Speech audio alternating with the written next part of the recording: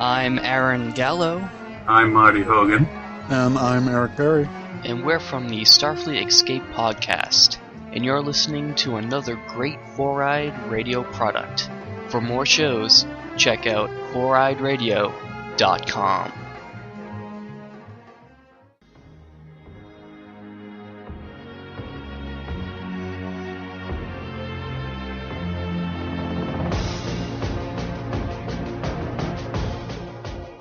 It's your good pal Steve-O from the 4i Radio Network. I'm here to talk to you about a wonderful designer we all know, Revenge Lover. Illustrates and designs that fit your personality. For samples and inquiries, please visit revengelover.com. And just do yourself a favor and tell them Steve-O sent you. I know it really doesn't count for anything, but I mean, come on.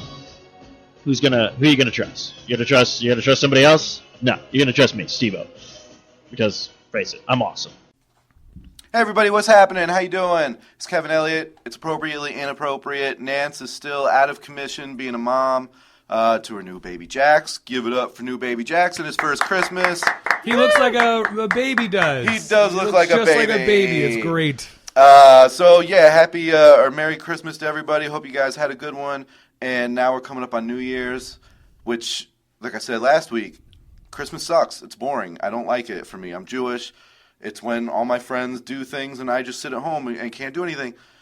And now it's New Year's, and I'm not a New Year's guy, so I just don't like it. So these 2 weeks are so boring. Oh, I'm Jewish, so I hate New Year's too. Sit at home and spin my dreidel. Fuck, man. Somebody once asked me if I celebrated Thanksgiving because I'm Jewish. It's like, that's not a religious holiday, you dipshit. And they were like, hey, I don't know, man. I don't know. It's like, you obviously know you don't. You fucking... whatever. What about Arbor Day? It's my own insecurity. Yeah. How do you feel about Arbor Day? I don't even know what that is. So. All right. 4th of July, is that something you do? Yeah, we do 4th of July. Oh, cool. We don't do Easter, right? That's No, like a that would Christian make sense. thing or whatever. Yeah. Considering you killed the guy, yeah, that makes sense. Oh, really? Well, you didn't. No, yeah, I didn't. Okay, Your cool. tribe. All right, thanks. You're so drunk. So the voices you hear are once again back. For co-hosting with me is Joe Gangemi. What's up, Joe? You didn't say friend of the show this time. I don't. Damn it. Personal friend in life and friend of the show, Joe Gangemi. What's up, buddy? Hey, what's up? Nothing. And then guest, first time on the show. She runs a really cool room called Third Space. Is the place called Third Space? The place is called Third Space, Okay, yes. the place is called Third Space. The show is called Third Space Comedy. Okay, Keep cool. it simple. It's fun, though, man. It's way fun. I've done it a couple times, dude, and it's a blast. It's downtown Phoenix.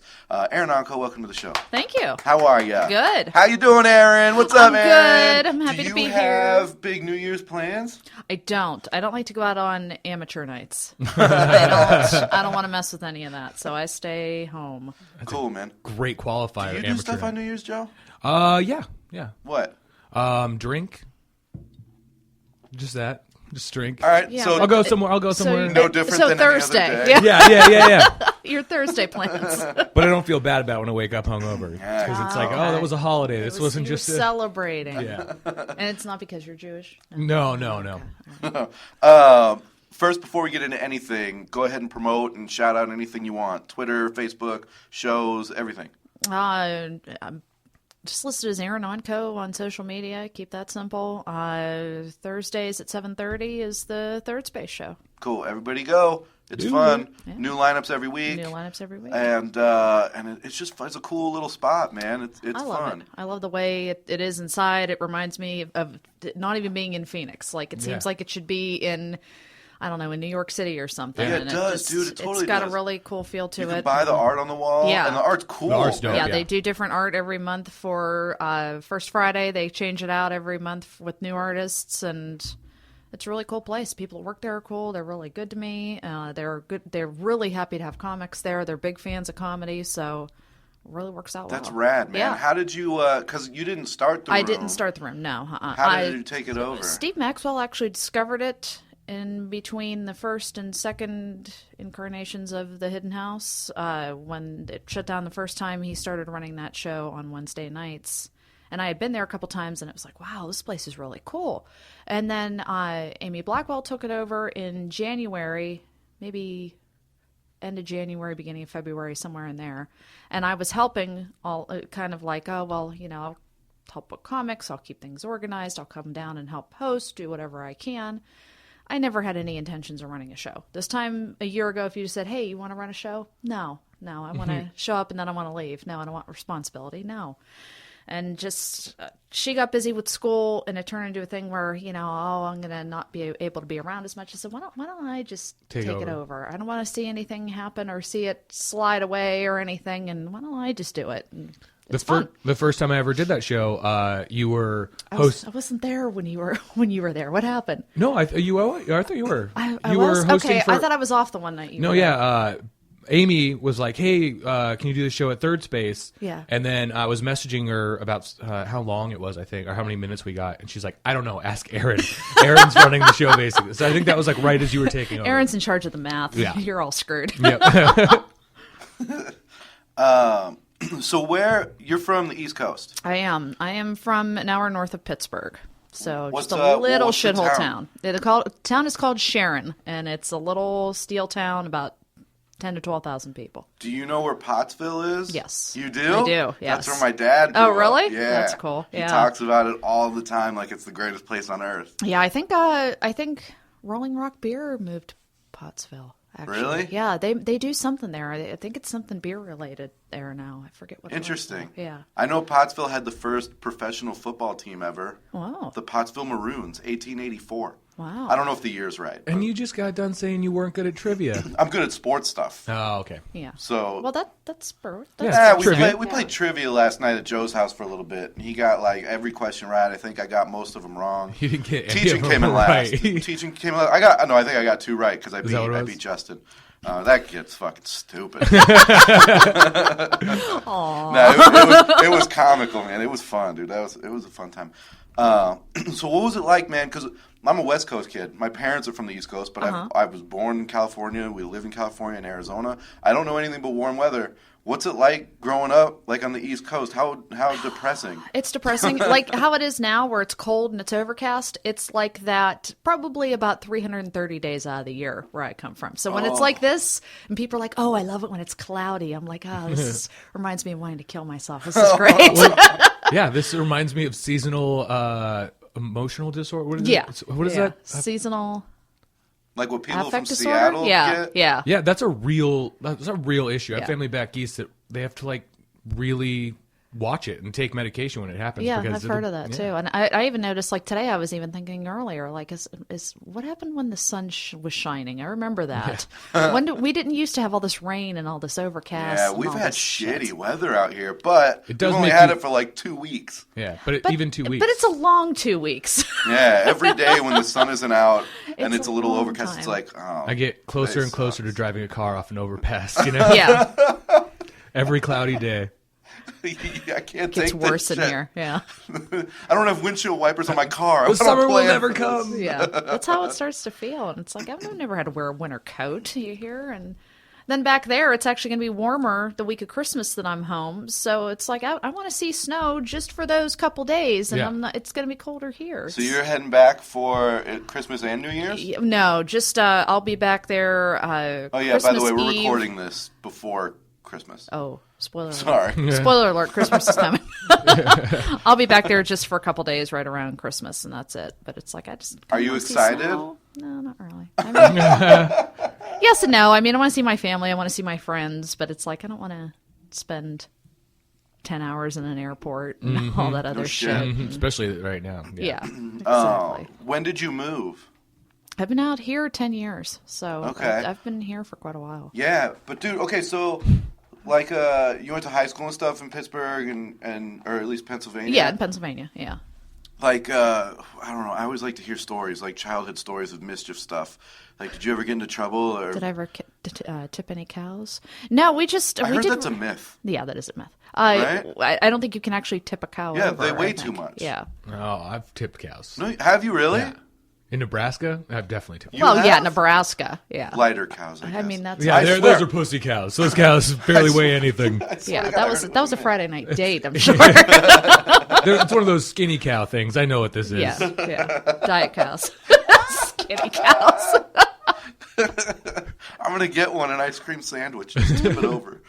You just Poor got to hit it in the cows. right spot. Yeah. Jeez. So yeah, anything you get in trouble in school? It was really boring. I was in choir. I was in flag line for band. I was in everything like art related I could possibly be in high school. I didn't do any. I lived 5 houses away from the high school, so I didn't even have very far. I could stand out in my front yard and see my high school. So it was like you had to walk uphill both ways. Yeah, exactly. Yeah, a whole minute and a half. It was really rough. Wow. Did you do theater? I did a couple plays. I did stage crew, that kind of stuff. Choir, some performance groups with that. That was about it. But What never plays anything did by you do? myself. We did The King and I. God, I don't even remember. The King and I is the only one I think I was actually in. But I did, yeah. And it was like a smaller, like group chorus part or something. I thought you were going to say you were the eye. Yeah, I was the eye. That was the dot above the eye. It wasn't a very significant role, no. Well, if you're quiet choir girl from the Midwest, what drove you out here to be the comic that we know you as today? There was no jobs there, no nothing. The steel mills dried up in the 80s, and there was never, at the time I left, I was making $12.50 an hour, and my dad said, "You've got a really good job." You're like, I got to get the fuck out Yeah, of here. it was like, wow, you're really going places in life. And I was getting close to being done with college. I was going to Penn State, and we had a small, satellite campus in my town, and I was like, well, what am I going to go to college for if all I'm ever going to make is $12 an hour? Yeah. I don't really see that as anything, and so I just got the hell out of there. What made Arizona hit the list? I had lived here right after high school. A boyfriend I had in high school had family out here, and we moved out here after I graduated from high school. I bought a one-way ticket to Arizona the day I graduated from high school. Told my parents that day. That went over real well. Whoa! Yeah. No way! I had never been here. I was just like, all right. No, hold on. Here's Tell me here's about my that. $100. Yeah, he was like, hey, there's all the stuff we could do. It's a bigger city. Phoenix is great. You'll love it. There's you don't want to live here your whole life. And But you told your parents that day. yeah. Told my What mother happened? at lunch. Yeah, we went to lunch with my mother after I was done with school that day before my graduation ceremony, and I told my mother, I said, I bought myself my graduation present. She's like, well, what was that? It's like a one-way ticket to Arizona. All fucking hell broke loose. No way. Oh, I love it. She called my father, and they had my dad. When my dad got home from work, I remember them yelling at my boyfriend because he was like a little bit older than me, and saying that they were gonna have him arrested for kidnapping me and taking me across state line and all this stuff. And my mother tried, but they were like, "Yeah, she's 18. Good luck with that." Oh my god. Yeah. This does not sound like the actions of the Midwestern choir girl that we've been led to believe No. existed. This No. is That was some rough. hardcore stuff. Yeah, dude, that's cool. Yeah, so I came out here and lived out here for about a year with him, and then it was like, I don't want to do this anymore. And we went back, and I always thought, well, eventually I'll end up back out here. I knew I would someday. It's just like, this just isn't the right time, because I wasn't even driving at the time, because you could walk pretty much anywhere in my town. I was like, I don't have a driver's license. Couldn't get really a decent job at the time because I was 18, and I was like, this isn't working out. And then I finally ended up back out of here in 2005. Yeah, 2005. Yeah? Yeah. Man. So, but you moved back with the boyfriend. Like, you and him were both kind of like, we're over it? Yeah. Let's go back home? Yeah, we went back home. Your parents were stoked? Yeah, that relationship didn't really last. And then, like, later on, I said, I'm getting ready to graduate from college. This is all I have to look forward to in life, is either being an alcoholic or having kids, and I really like beer, so and my parents were like, yeah, we understand now, you're a little older now, you can make a better decision, and you should go have a life and be able to do something. And what was your plan to do? Like, growing up, anything. What did you want to do? I just wanted to. I've actually always wanted to do stand-up comedy. I just didn't know how to go about it. But I've always wanted to do that since I knew what it was. I was a little kid one time. My dad was watching Bill Hicks on TV, and I thought he was John Ritter because I was little and I watched Three's Company a lot. And I was like, well, what's he talking about? Get go back. Why is John Ritter so mad? Yeah, why is John Ritter so mad? Why is he swearing? I don't get it. And then I was like, oh, that's a stand-up comic. Oh, okay. Well, I could do that because I'm an only child. So it was like, oh, I can make people laugh and be the center of attention. I can do that. So that's cool, though, man. Like, so, like, both your parents or just your dad? Like, are they comedy fans? Or was he just happen to watch it? I think he just happened to watch it. My parents don't really know much about comedy. No? Too much. Do they know that you do it? Oh, yeah. They've seen a couple of my shows. To them, it's like, well, you've always been funny. You've always made everybody laugh. That seems like a natural thing. They think it's weird. They're like, really? You stand up in front of a couple hundred people and tell jokes and you're okay with that? Yeah, I guess. Yeah. It must be. That's half of our town. Yeah, yeah, really. That's kind of how it feels. And they're not people you know? Yeah. Do you remember your first time on stage, like the nerves and how you felt? Oh, yeah.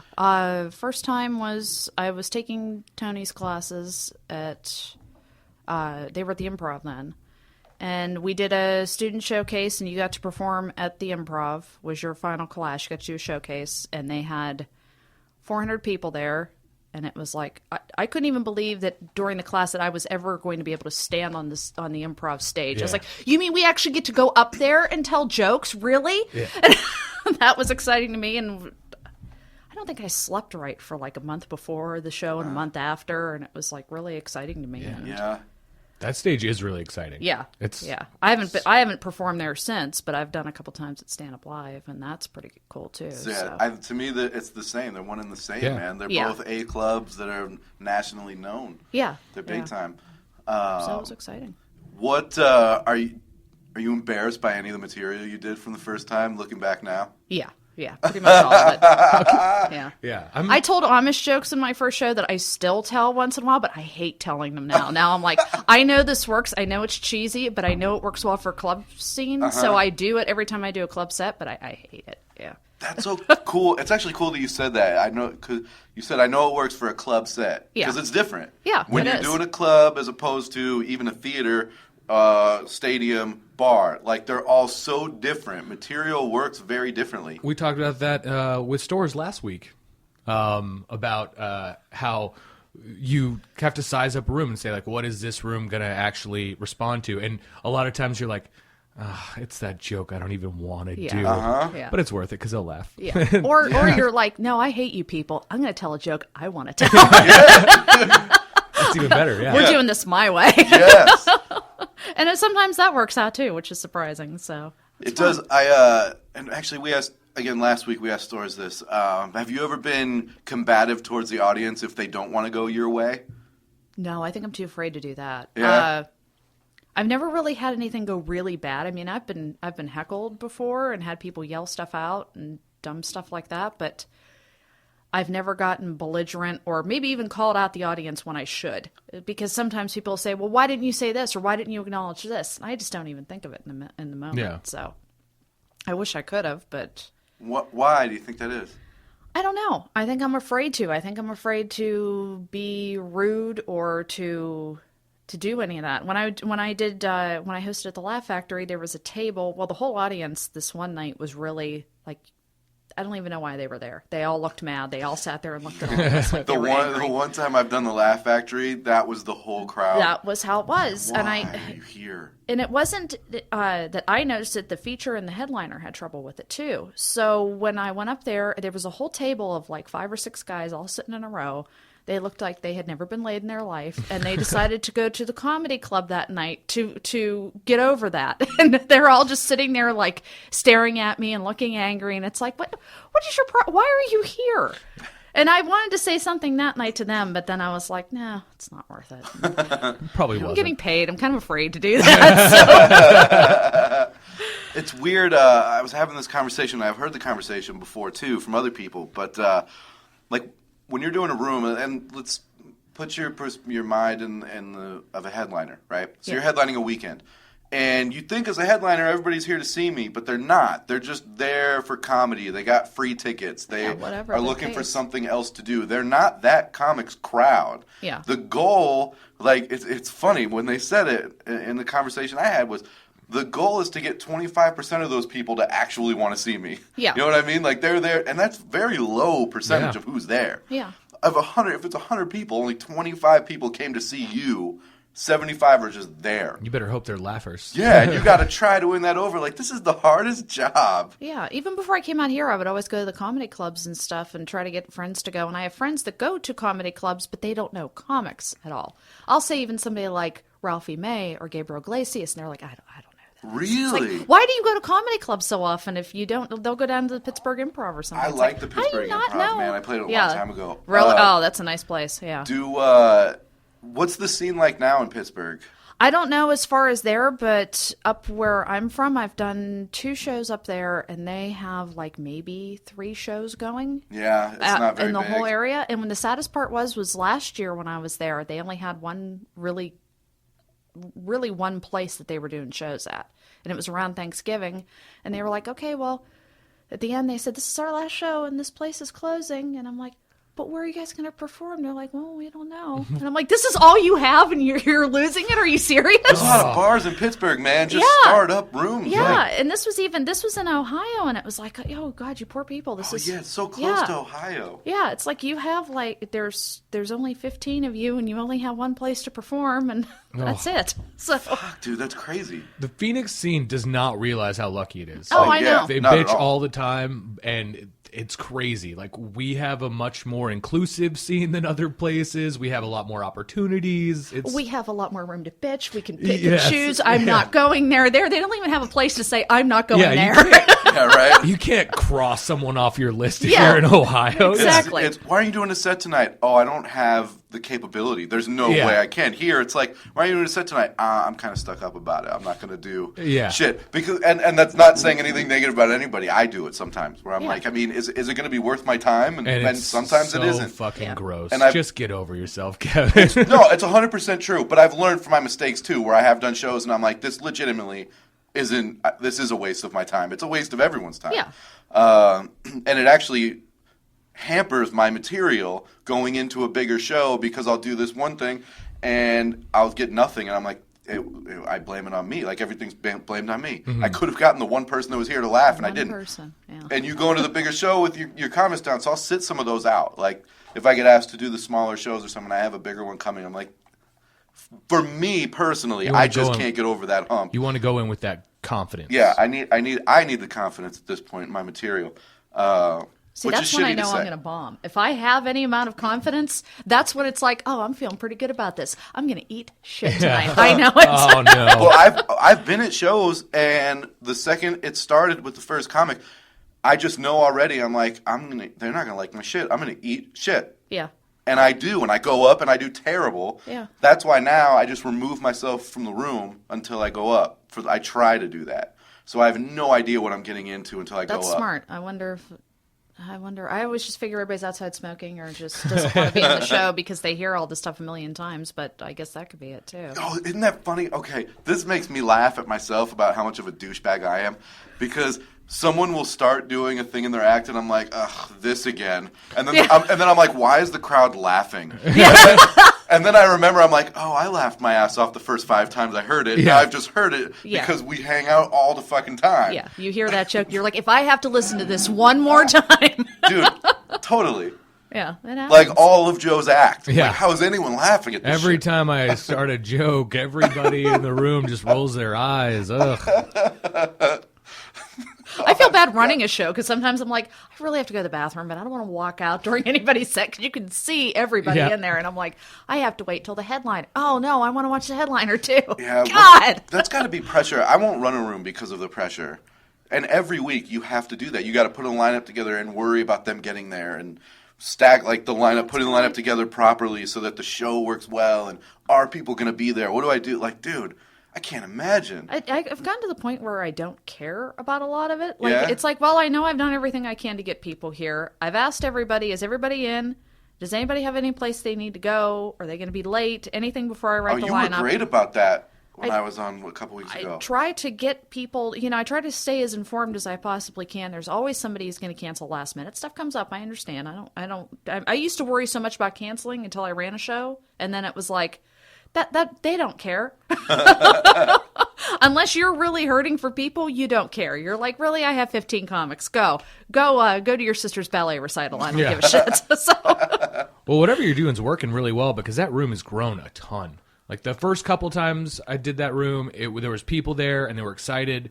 But the last few shows you've done, it looks like it's standing room only. It's crazy packed. People stand outside, and they're all stand in the like they hallways. want to laugh. Yeah, They're they want to have a be. good They're there time. for the show. I have regular people that are regular audience members. It's like, wait, I've seen you here before. They're like, yeah, we're always here for comedy. I'm like, really? You guys, so cool. weren't you guys named like one of the hot spots in downtown? The New Times, yeah. for comedy. That's Yeah. rad, Yeah. dude. That's so it's huge. cool. It makes me excited. Yeah, I You mean, should. I promote the show a lot, and I think that's what a lot of. I mean, What do I you wanna think be the transition was?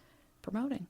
Yeah? I mean, Gonzo's art did a lot too. Gonzo's art helped. Gonzo's yeah. art's cool as shit. I really liked what he did for the show. He offered to do a flyer, and I was like, well, I don't want to put you out. I don't really have any money to pay you. I'm just doing things with my own money and everything. And he's like, no, really, I'll do something. And he sent it to me, and I was like, wow, Yeah, this is real really tight. nice. And people love it. I'm going to get T-shirts made for it soon. Oh, with that that's tight. picture. I yeah. want one. Yeah, so That's I'm rad, excited man. to do that.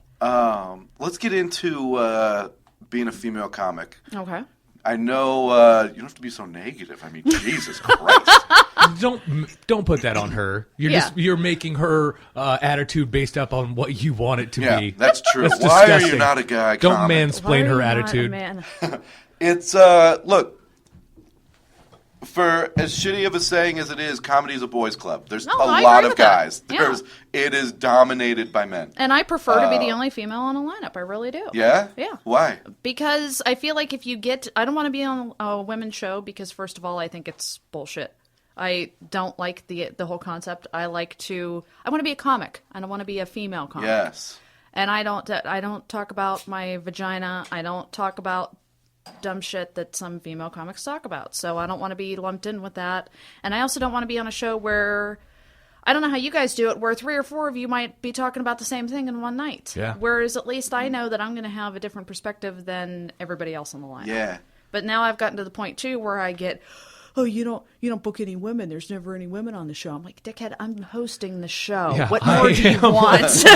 Okay, this is cool too that you said that because this argument comes up a lot when I talk with some comics and whoever that run shows too, and they hear the same thing. Why aren't you booking more women on the show? Because and there even aren't guys, any. even Proportional. that's part of it. It's because you're booking talent Yeah. and who's funny, and Yeah. you're not going to force. It's what TV does. Okay, so Ari Shaffir's show, This Is Not Happening, That show. would be. This is how sounds horrible to say. It would be even better if who he picked was just on the show. Okay, but Comedy Central won't allow that to happen. Yeah. They tell him of the 10 people spots that are available, 3 need to be women, like 2 need to be Hispanic, I don't agree with 2 that. need to be black, and 3, whatever the rest I don't is, agree white guys, with whatever. affirmative That's action the with that. way, Yeah. right? And that's the way they do it. I mean, Yeah. it needs to hit all target market audiences. Mm-hmm. So I think, and what you said is, why aren't you booking more women on the show? You're booking comics. Yeah. Yeah. Stop saying, oh, I'm a female comedian. And I said it to you, oh, let's talk about you being a female comic. You're a comic, and that's Yeah. the way it should be looked at and viewed. Is no one we're just comics. No one looks at you and is like, oh, Kevin's a Jewish comic. Everything he does is that Jewish mentality. Yeah. No one calls me an Italian comic, you know? It's, Right, nobody knows you're Italian. There's good reason. Yeah. Do you find, God damn it, the question that I'm going to ask is going to sound shitty because I'm contradicting myself okay. a million Go ahead, times say it. over.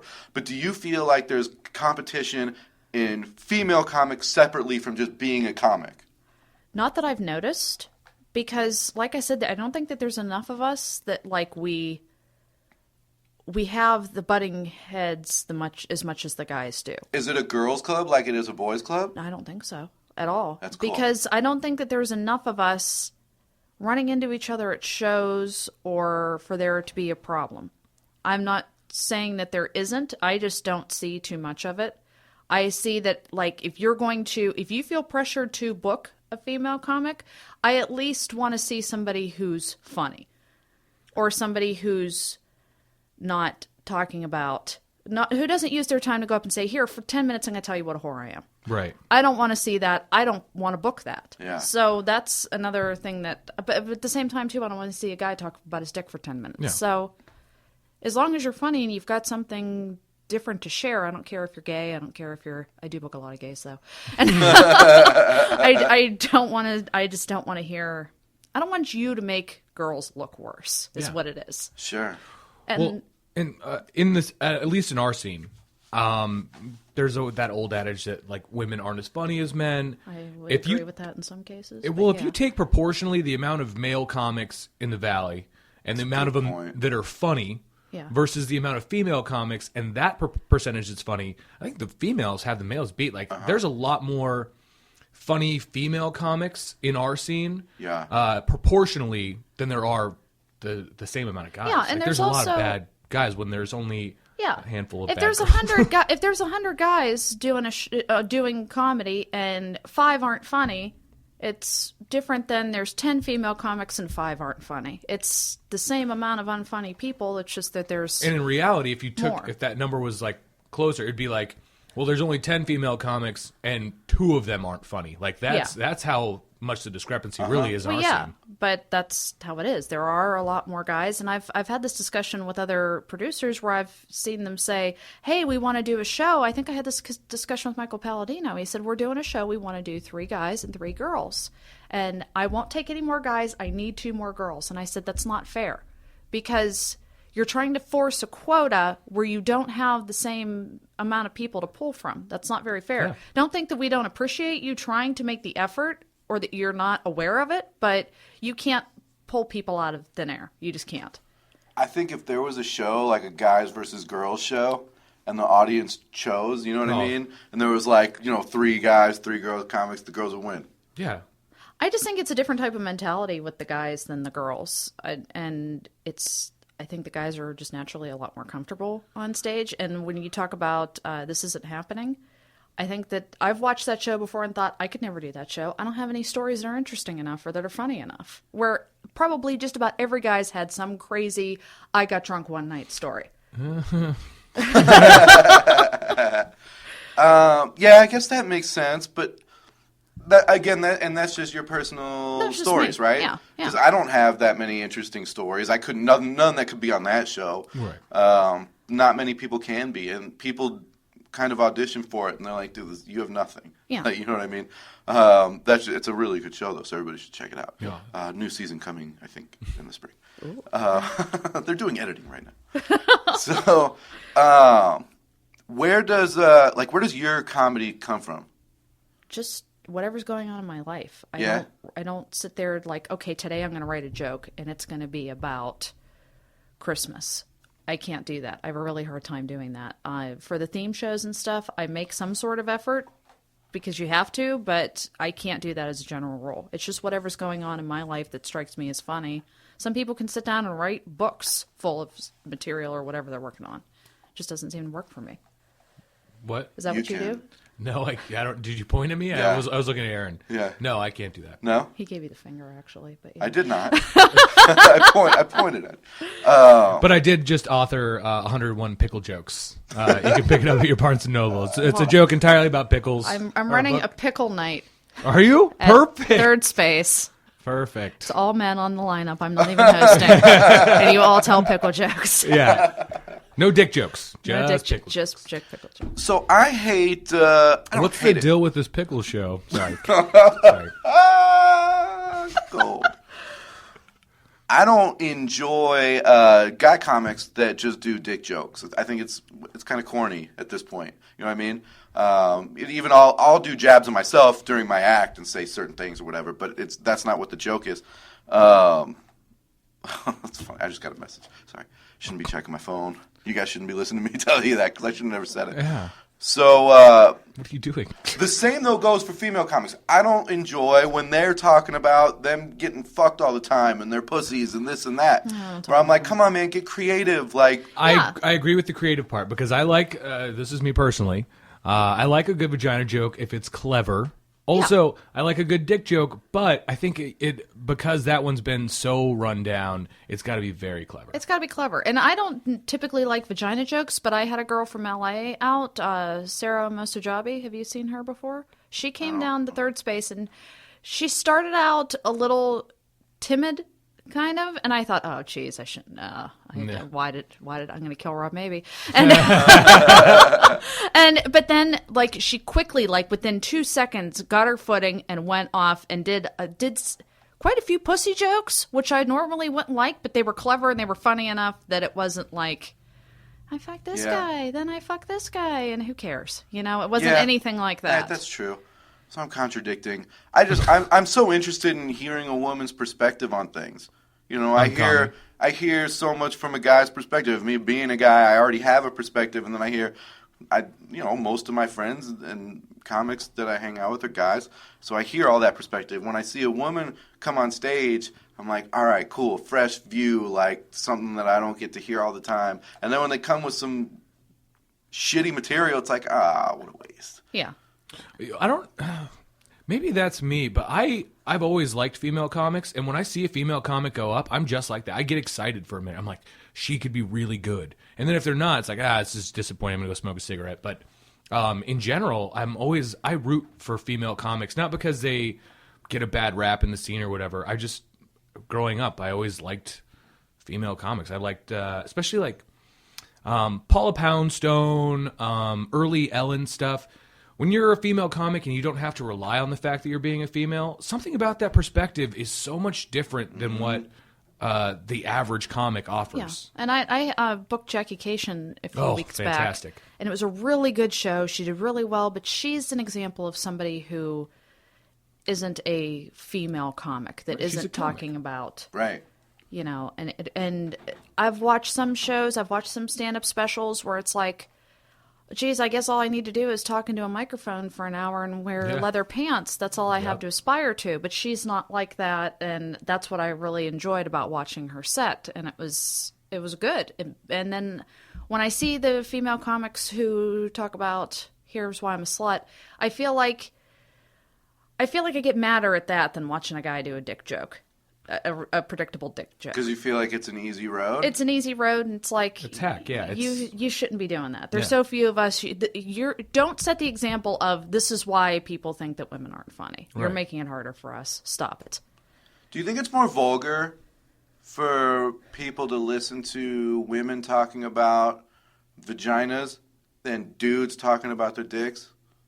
I mean, there's a double standard there. I think that when a guy does it, people kind of tone out what he's saying and just think, dick joke. Whereas like when a female talks about it, for some reason they're like, oh, this is all of a sudden very intimate. And it's that weird double standard. Just like what you were saying, if a female comic is a hack, she's going to be a hack and it's going to make female comics look bad.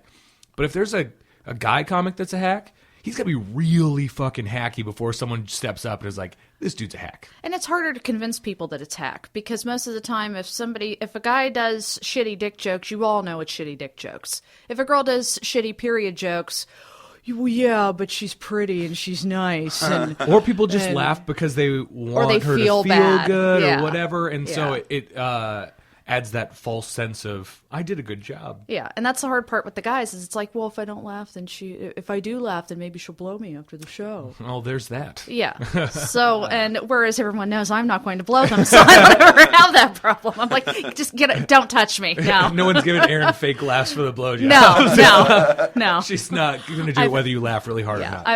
I've screamed for help during hugs. I don't care. I want to see that go down so bad. It happened at third space. Was it Bill? Did Bill hug you? She could take Bill. Love you, Bill. That's the only reason I said it. It's because I knew I could say it about Bill. If I said it about Dietrich, I'd be maybe offended. True. It would be too correct. Dietrich's more complimentary than anything. Well, yeah. Yeah, he always tells me he's basking in my glow. So I'm like, yeah, that's creepy too. Go Dietrich really does, and I'm not being facetious or trying to be ironic or anything. He's got some game where every time I've seen him around a lady, he's spitting lines like poetry every time. Really? Yeah, just so you know, no one's falling for it. Nobody's going, boy, that Dietrich gets me wet. It's not happening. If I was a lady, I would be in that bedroom. And I'd be finishing that joke about the overcame thing or whatever. I don't know. He's easy. I am. If I wasn't married, I'd be a total slut. Everybody in the Phoenix scene would have had a piece of this by now. You mentioned that when you first started comedy, you took a comedy class. Yeah. People have their opinions about comedy classes, whether good or bad or indifferent. What did you get out of it? It worked for me because I had no idea what to do as far as getting on stage. I never would have had the confidence to tell any jokes, to do any of it. I didn't know how to write a joke. I didn't know what to do with a microphone or a mic stand. I still don't always. And I don't know how many times in the first 3 months maybe I pulled the microphone out of the stand, smacked myself in the face, stuff like that. So That would have been my closer. yeah. Oh, okay. Bye, guys. Exactly. Have a good night. Yeah. When I first started doing comedy, I did the Hidden House. It was maybe my second or third time up. The guy who went up before me was drunk and did a joke where he did an act out and was smacking himself in the head with the microphone, but did it a little too much, a little too often, and then had busted his head open. my gosh. And there was blood on the microphone. Then I went up next, and I'm like, like, oh God, I The don't want host to just do lets this. it fly. He's like, I ain't gonna touch it, dude. Yeah, It's gonna be a stained mic. Yeah, Yeah. it was just like, well, Gross. I want and now here's Erin to Ontko. mix bodily fluids with local open mic comics. That sounds like a great idea. Yeah, it was very, Oh, it God. was traumatic. Yeah. Yeah. But yeah, the comedy school thing was a useful thing to me. I don't see the sense in doing it for years on end.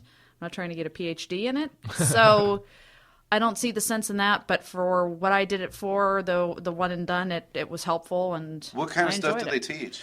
It wasn't really even. It was just giving you ideas of how to write jokes, what the structure is, and giving you ideas of things. You know, like write down 10 things you love and 10 things you hate, and write jokes off of that. And just more like a writing session of how to do things. And you sat around a table with all the people in class, and you all worked on each other's jokes and taught you how to perform and how to take the mic out of the stand, how to move the stand, which is what a lot of people should take at least a day-long class on doing. And Isn't that That funny, sounds man? Yeah. so much. I took a Second City online writing class about that'd be cool.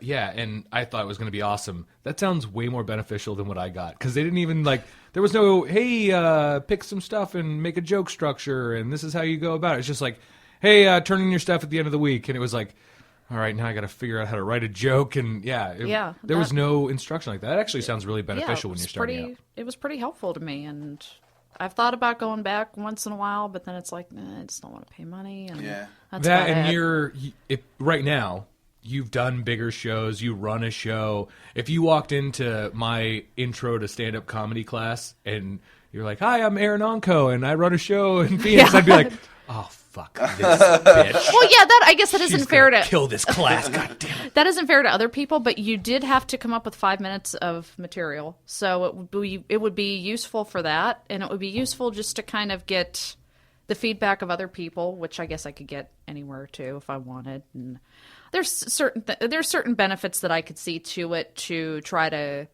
say, okay, well, this is what I have now. What could I do to build on this? It's not fair to the person who's never been on stage, but it doesn't really matter. So it's don't like, tell 'em. yeah, exactly. So, I mean, when I did classes, the first intro class I took, Teddy Berskovich was in there, and he had been doing comedy for a year already. And everybody in my class most of the people in there had never been in a class before. And it was like, this guy's already doing it. So I can see that. So What's your favorite form of comedy?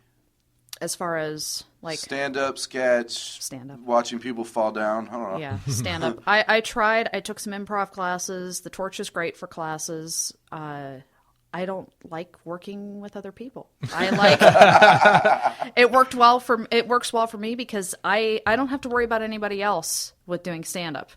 And with improv you do, and it worked well for me to be able to know what I was going to say, know what I was going to do, and not have to worry about how it affects anybody else. Whereas with improv, you do. And sketch, I love to watch Saturday Night Live. I don't really have a desire to try it. So stand-up's my favorite.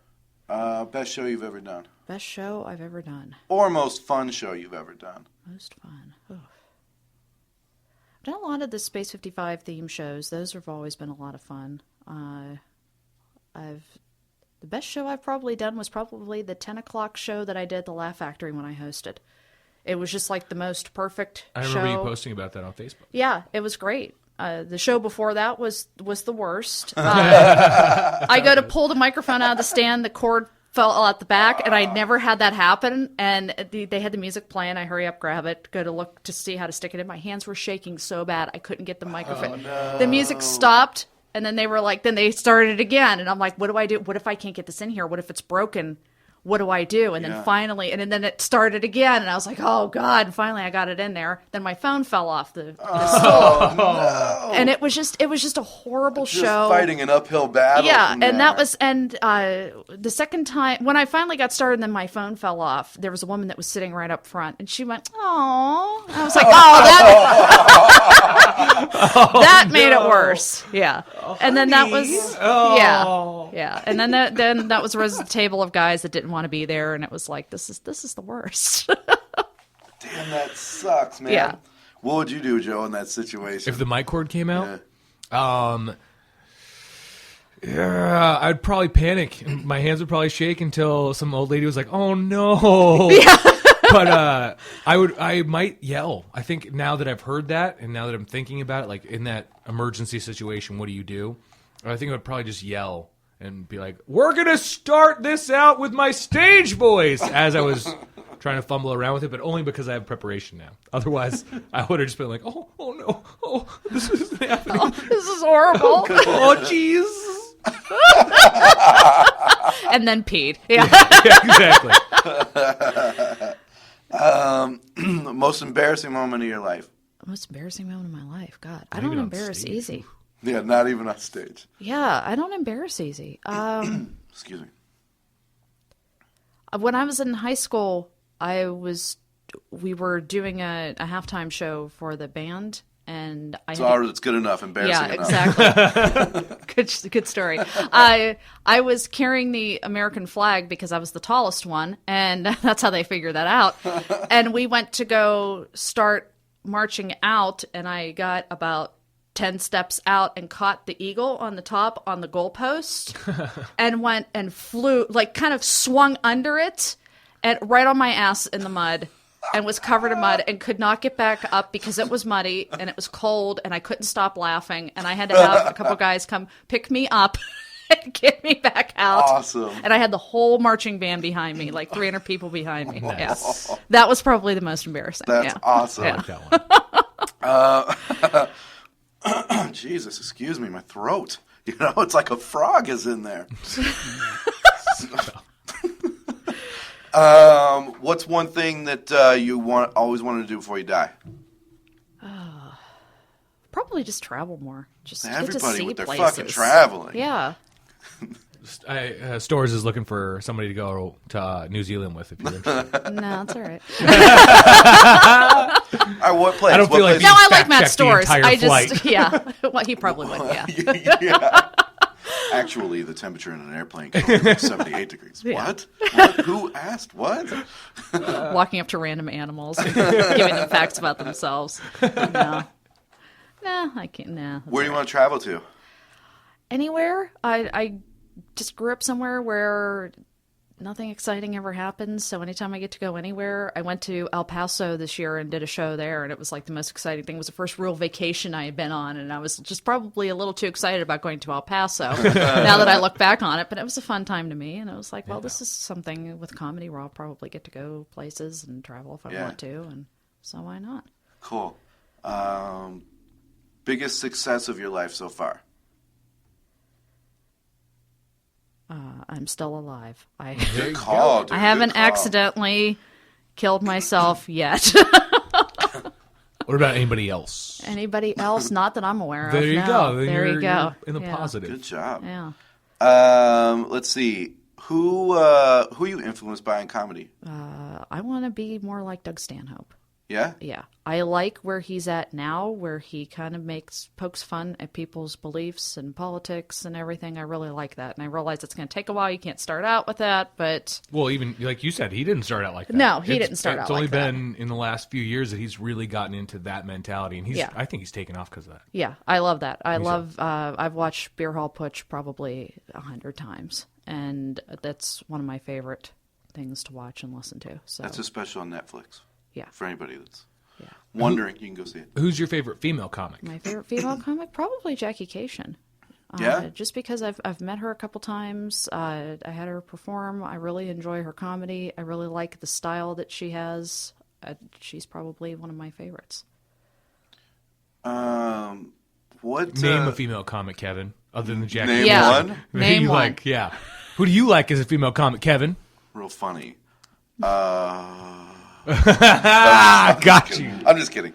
We've played the game where we went back and forth on naming funny female comedians. We went back and forth for like an hour, and it was like, Really? no, we did. I don't even think I could do that. No, it was great. It was a fun game. But it was like, But they had to be funny, yeah. in our opinion. Yeah. and so it was like, by like the 30, 45-minute mark, it was.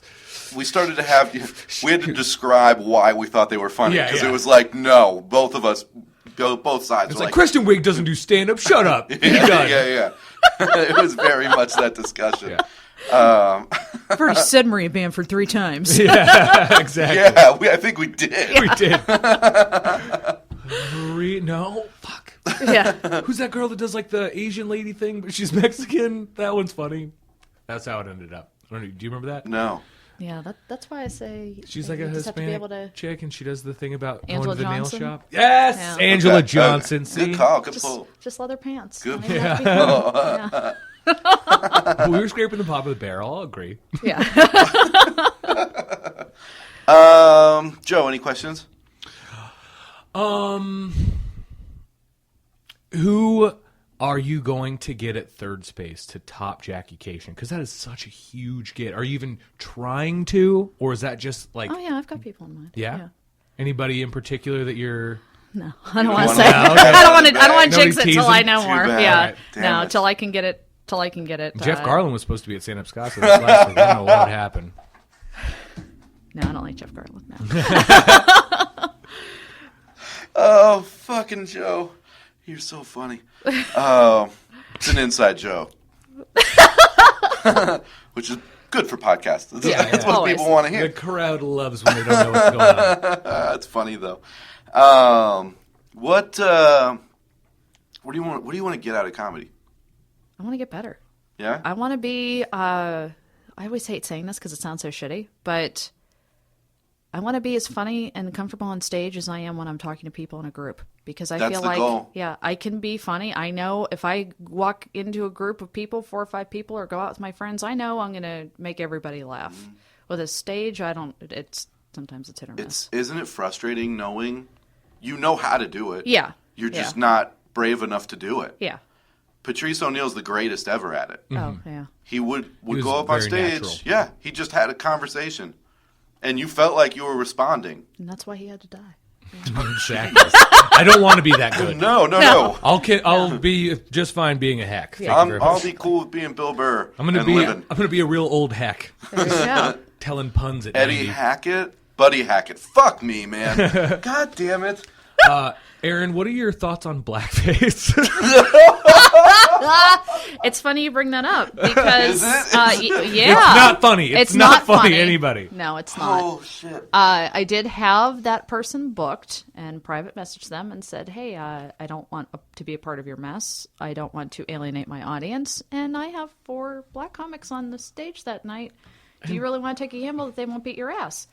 And the response was, "You should move me back a week." I said, "Why? So I can have white supramacy guy night?" I don't think so. No. Yikes. No, that doesn't make a difference. This is so hot and Yeah. Yeah. Again, we're not going to say what happened. No, but no. you can look it up on Facebook, I guess. If you're into Yeah, the enough local people comedy have shared it. scene. it'll be one of the 9 controversies going on That so- week. Yeah. Yeah. That's what surprises me is I'm so offended by this, but I have to share it. Yeah. Well, no. Well, and 10 of us have to share it. That's how horrible it is. I don't condone anything that's ever happened on anybody's Facebook page, but I think it is a little funny that a lot of people that do get outraged have stuff that other people could be outraged about. Like I'm not. Yeah. I don't. Are you saying people are hypocrites in this situation? Is that what you're saying? Yeah, I would have to agree. Because I think you could say blackface and we all know what you're talking about. Yeah. You don't need to share the picture, you know? And I know me personally, I don't condone that. I think it's dumb and that was just a stupid idea. But I'm not excited to start drawing lines because I don't tell like the cleanest jokes, and I might try something stupid to get a laugh that might be considered offensive in some way or another. To me, so that's a whole other line to cross. It is because though, it takes a long time to put the paint on. Yeah, exactly. You gotta stare yourself in the mirror while you tell the joke. That's not cool. That was a lot of work that went into that, obviously. But yeah, I mean, to me, they that's sell something O.J. different. Simpson masks at the store. I'm still very hesitant to start drawing lines for anybody because, although there needs to be lines. I know I crossed some of them, so I'm very. And I got censorship thrown in my face and all this other stuff, and I said, Fuck you know that. what? Here's what it comes down to is that I won't book anybody who's going to get up there and say homophobic things. Considering how many gays I book, I'm not going to do that. I'm not going to get anybody up there who's going to be anti-Semitic. Nobody gets a space to just spew hate In a mean way, obviously. Yeah, But if it's if you're making a joke, or if you could even get a laugh out of the things that you're doing, that's one thing. Well, we talked about that with Stores. He has a joke that he talked about where he says he doesn't like mixed race couples. Yeah. And there's a long pause, and he says, with purebred dogs. Yeah. And it gets a rise, and it could be considered offensive, but it's not. It's a joke, and it's done in a clever way where you're like, I know there's more coming. Yeah, and I know that you don't have hate in your heart for mixed race couples. Yeah. Whereas you're not going to go up in blackface and everybody's Right. going to go, wait. Yeah. Let's see what he says. Exactly. Maybe this sounds like a smart guy. Let's hear him. Let's listen to what he has to say. This looks like it could be a clever bit. Let me just be tempered for a second. No. Yeah. I don't agree with that. And Shit, what a fucking What a mess. stupid. Oh God, he posted it. It was already done and over with. and then he posted brought it it like back. and then wanted to be proud of it and then my wanted other God. people to be proud of him. And there were people who were defending him. Yeah, that's interesting. And well, there was a lot more people that weren't. So yeah, yeah. whatever. Anyways, what were we talking about? We are at that time. We got to wrap up. Yeah. Is it okay? Yeah. Let's end on racism. I'm really glad we ended on Hey this. kids, black. don't do blackface. Public service announcement. I would be less disappointed if my son did drugs than if he did blackface. If my son ever comes home in blackface, I swear to God. Erin, again, shout off, promote anything you want that you have going on. Just 7:30s on Thursdays at Third Space, 1028 Grand Avenue. Cool, Check out the Joey. show. No. I'm not promoting things anymore. Not here. Not for you. Yeah, guys, that's it for us for the year. So hope you guys had a good 2015. We will see you 2016. Check out my buddy Murray Valeriano's. God, he's gonna be pissed at me. I fucked his last name up. God damn it! Everybody messes his name up, and I never have. Check out Murray Valeriano's podcast called The Road Stories Podcast on all things comedy. And other than that, man, have a good start to 2016. Erin, thank you for coming. Thank you. Woo. This has been another great presentation by the Four Eyed Radio Network. You can find more information at foureyedradio.com.